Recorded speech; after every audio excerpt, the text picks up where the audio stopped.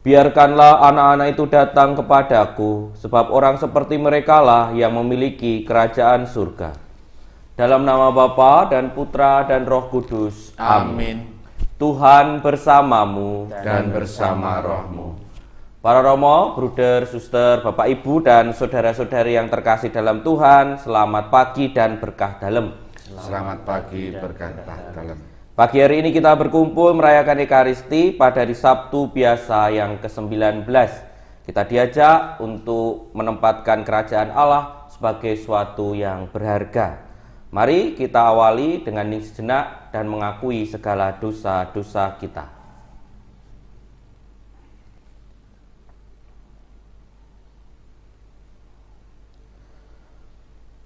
Tuhan Yesus Kristus, Engkau memanggil kami supaya berbuat yang benar.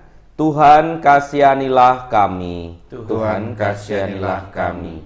Engkau menanggung dosa kami supaya kami bebas dari kekuasaan dosa dan dapat hidup menurut kehendak Allah. Kristus, kasihanilah kami. Kristus, kasihanilah kami. Engkau menderita bagi kami supaya kami selamat dan mengikuti jejak-Mu.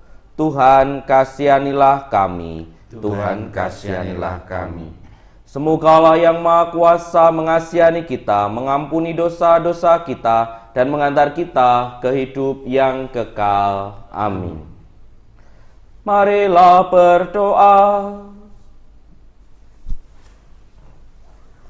Wujud misa pagi hari ini kita bersyukur atas ulang tahun ke-75 Bapak Bartolomeus Suroso dan ulang tahun ke-5 Bernadette Pundak.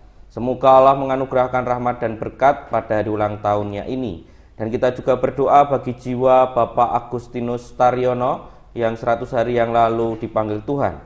Semoga Allah menerimanya dalam kerajaannya. Dan semoga Tuhan memberikan kesembuhan bagi Bapak Efik Mulyono yang saat ini dirawat di Rumah Sakit Pantirape. Allah Bapa, sumber segala harapan, berilah kiranya kami roh baru dan hati yang sederhana, terbuka terhadap sabda-Mu. Semoga hidup kami mengungkapkan pengharapan yang sudah tertanam di dalam hati kami. Demi Yesus Kristus, Putra-Mu, Tuhan dan pengantara kami, yang hidup dan berkuasa bersama Dikot dan Roh Kudus, Allah kini dan sepanjang segala masa. Amin. Pembacaan dari kitab Yehezkiel. Tuhan bersabda kepadaku, apakah maksudnya kalian mengucapkan pepatah ini di Israel? Ayah-ayah makan buah mentah dan gigi anak-anaknya menjadi ngilu. Demikian aku yang hidup, demikianlah sabda Tuhan, kalian tidak akan mengucapkan pepatah itu lagi di Israel. Sungguh, semua jiwa itu aku yang punya. Baik jiwa ayah maupun jiwa anak, akulah yang punya. Dan orang yang berbuat dosa, dia sendirilah yang harus mati. Orang benar ialah yang melakukan keadilan dan kebaikan. Ia tidak makan daging persembahan di atas gunung. Ia tidak memuja-muja berhala-berhala kaum Israel. Ia tidak mencemari istri sesamanya dan tidak menghampiri wanita yang sedang haid. Ia tidak menindas orang Israel. Ia mengembalikan gadaian orang yang tidak merampas apa-apa. Ia memberikan makanan bagi orang lapar dan memberi pakaian kepada orang yang telanjang. Ia tidak memungut bunga atau tidak memakan riba. Ia menjauhkan diri dari kecurangan dan melakukan hukum yang benar dalam hubungan dengan sesama manusia.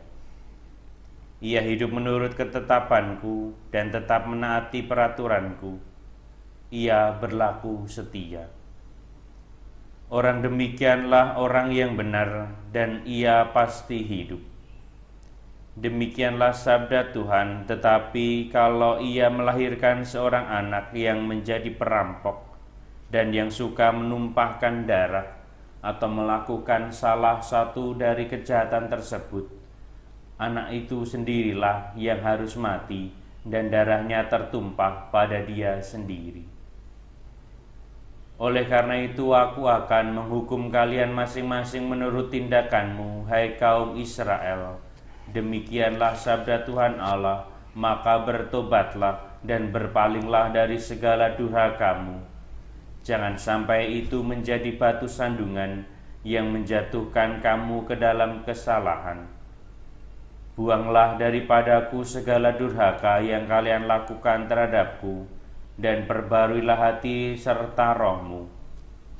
Mengapa kalian mau mati, hai orang Israel? Aku tidak berkenan akan kematian orang yang harus ditanggungnya. Demikianlah sabda Tuhan Allah.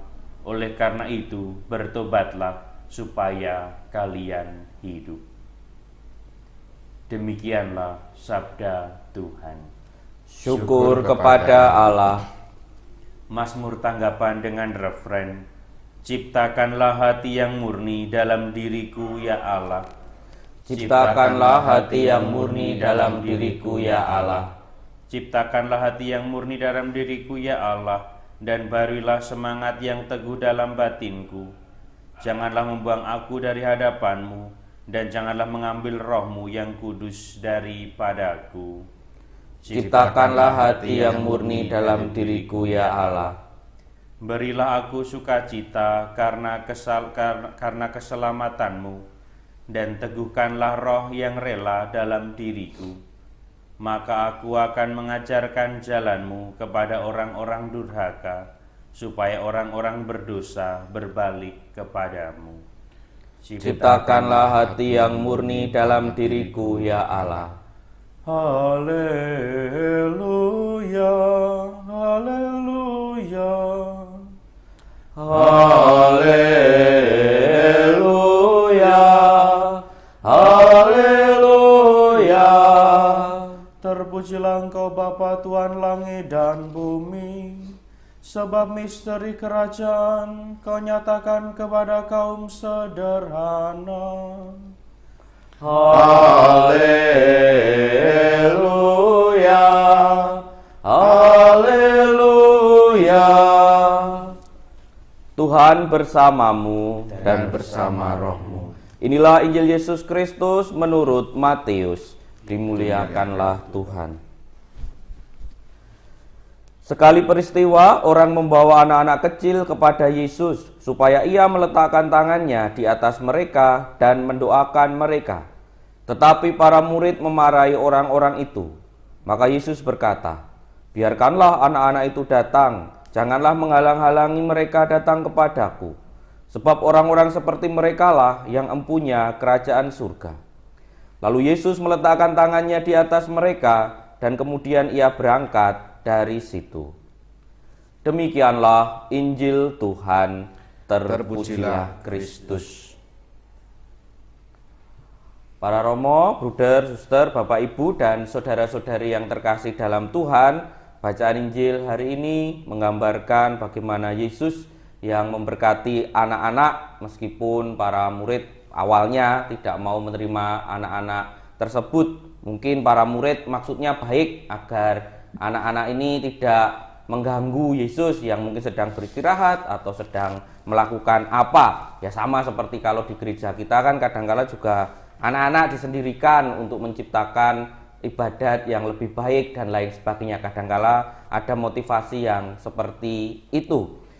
Tapi Yesus mengatakan kepada para muridnya, janganlah menghalang-halangi anak-anak itu dan biarkan mereka datang kepadaku. Dan memang dalam kitab suci seringkali kita membaca atau mendengar kisah Yesus yang mengatakan bahwa kerajaan Allah akan lebih mudah diterima bagi mereka yang bersikap seperti anak-anak, atau bagi mereka yang menerimanya seperti seorang kanak-kanak. Mengapa seperti itu? Kata kanak-kanak yang digunakan dalam bacaan dalam Injil atau dalam kitab suci itu menggunakan kata infan atau anak-anak yang masih belum mampu untuk masih kecil, bayi, dan masih anak-anak yang masih sangat tergantung kepada orang tuanya. Dan ini ingin menggambarkan bahwa orang yang menerima kerajaan Allah seperti anak-anak atau tadi yang saya sebut anak-anak yang masih kecil atau bayi itu adalah orang-orang yang sungguh memasrahkan dirinya kepada orang lain, belum mampu berbuat sesuatu sendiri dan belum mampu berbuat dengan caranya sendiri, dengan pikirannya sendiri. Nanti kalau sudah dewasa kan lalu bisa mikir dan lain sebagainya. Walaupun kadangkala ketika sudah dewasa, saking bisa mikirnya, kemudian banyak hal diputarbalikkan dengan logika. Sementara anak-anak atau mereka yang belum mampu, itu bisa jadi hanya menerima saja. Kalau diberikan baik, ya dia akan baik. Dan dengan cara sederhana itulah dia menerima kebaikan dari orang-orang sekitarnya. Itulah yang dimaksud menerima kerajaan Allah, atau orang seperti itulah yang kemudian menerima kerajaan Allah dengan tanpa mikir panjang, saya serahkan, saya terima kerajaan Allah itu. Atau dengan kata lain, mereka menerima itu dan menempatkannya menjadi prioritas dalam kehidupannya sehari-hari. Mengapa demikian? Ya karena tidak bisa mikir yang lain selain memprioritaskan kerajaan Allah itu. Tentu saja dalam kehidupan kita sehari-hari banyak hal yang membuat kita seringkali terganggu atau terdistraksi atau menjadi tidak mudah memikirkan soal kerajaan Allah itu. Kerajaan Allah itu bukan sesuatu yang jauh, tetapi bagaimana Allah meraja dalam diri manusia. Kita bisa bertanya dalam diri kita masing-masing, sungguhkah kita menempatkan kerajaan Allah itu dalam kehidupan kita sehari-hari sebagai sesuatu yang kita prioritaskan? Sungguhkah kita bisa bersikap menyerahkan diri, pasrah kepada Tuhan ke dalam kehidupan kita sehari-hari? Tentu saja tetap dalam situasi yang baik. Dan sungguhkah kita melakukan itu untuk mewujudkan kerajaan Allah, Allah yang meraja di hati manusia dalam hidup kita sehari-hari? Pertanyaan itu bisa kita jawab dengan hal-hal yang sederhana yang terjadi dalam hidup kita sehari-hari. Berapa banyak waktu yang kita gunakan untuk berkomunikasi dengan Tuhan? Berapa banyak waktu yang kita gunakan untuk baca kitab suci? Berapa banyak kita gunakan untuk merenungkan hal-hal yang berasal dari Tuhan sendiri? Apakah sudah cukup untuk kemudian kita katakan kita memprioritaskan kerajaan Allah itu? Kita hening sejenak.